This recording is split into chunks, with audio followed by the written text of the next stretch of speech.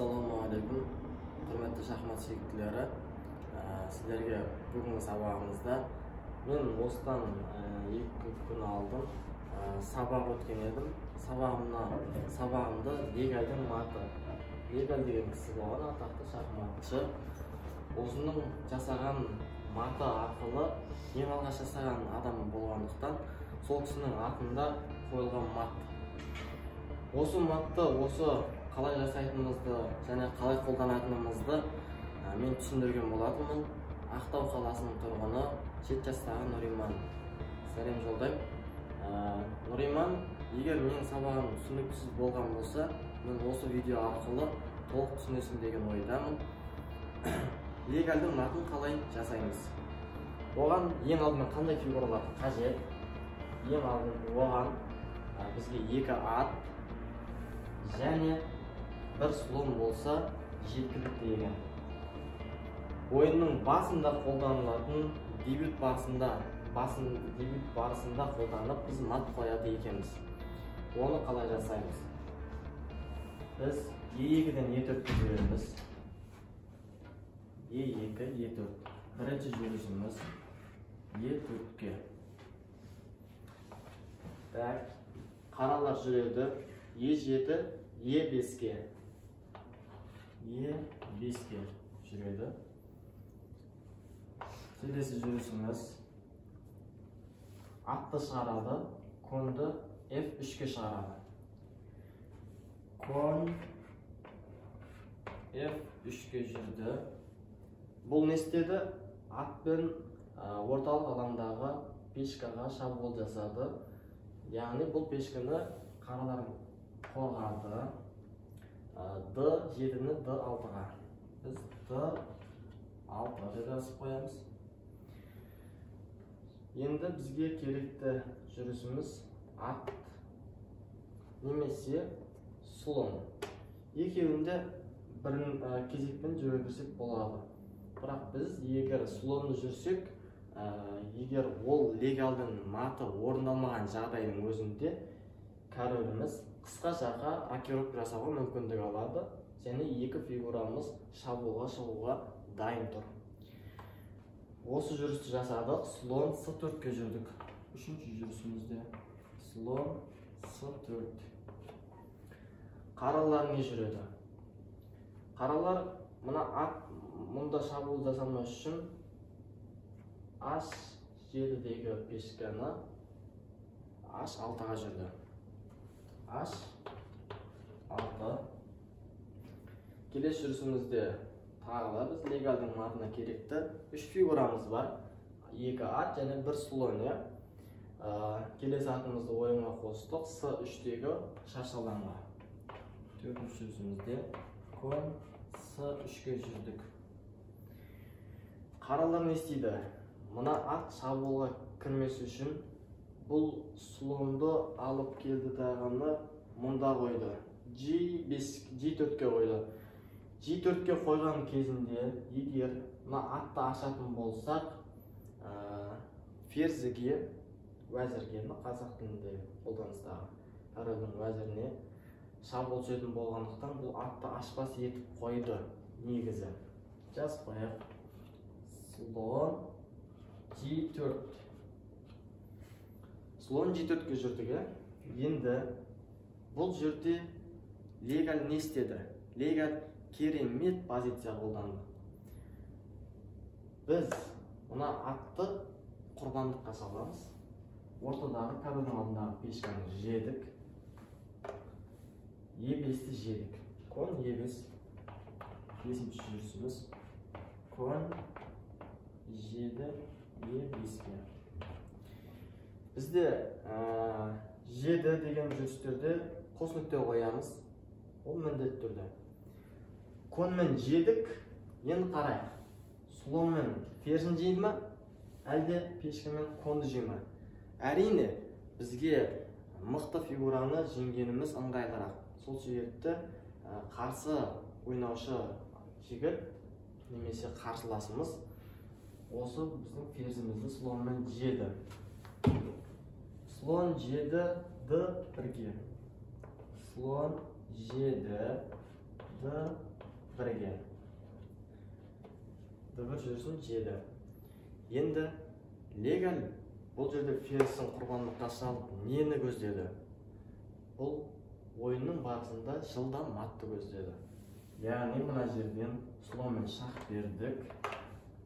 Слон c4-тен f7-ге жеп шах бердік.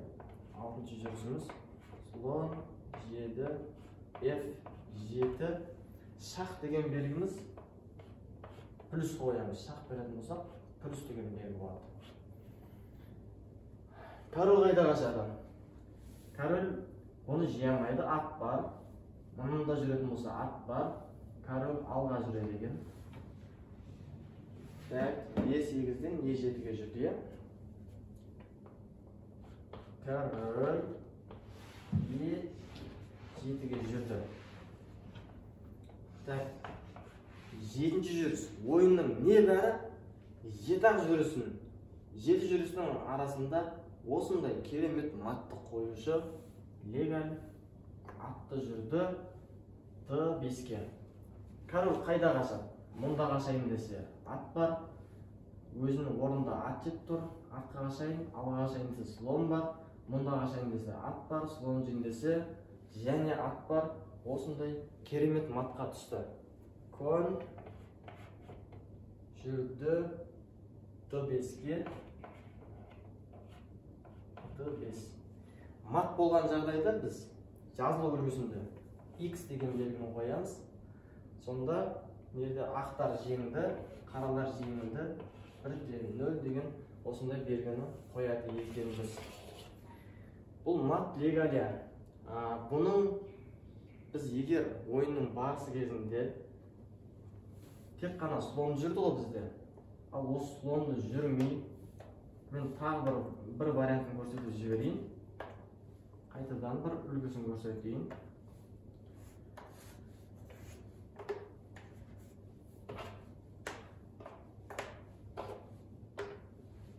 Егер мен корольдің алдындағы пешканы жүрдім, ол корольдің алдындағы пешкасын жүрсін. Мен атты жүрдім, шабуыл жасадым. Ол атпен қорғасын. Көп ойыншылар осылай жасауы мүмкін.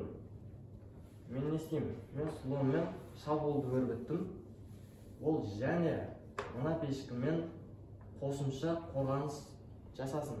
Неге? Атты шабуылға қосу үшін, және слонға жол ашу үшін. Мен келесі жүрісінде атымды жүрейін. Бұл ойынға фигураларымды ертерек қосу үшін әрекет жасап жатырмын. Ол слонды алып келіп қойсын мұнда.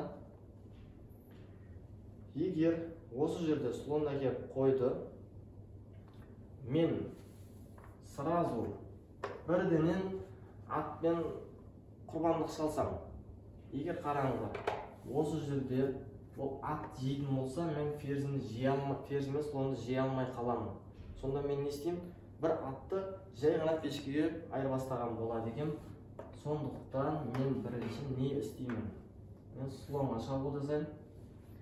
Слон бірден жесе мен ферзім кіреді. Мен демек ол ойынға детский мат, және балалар матын жасауға ферзім ойынға қосылды. Және де менің 3 фигурам ойынға ертерек кіріп қойды. Мен шабуылды әрі жалғастырып жатырмын. Бұл слон атқа қашады. Слон атқа қашқан моментті пайдаланып, мен атпен құрбандық жасаймын. Атпен жедім.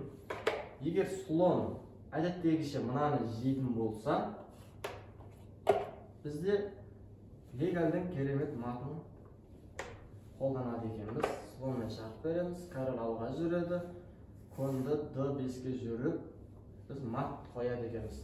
Ал егер қарайық, бізде слонмен ферзін жемесін жарайды.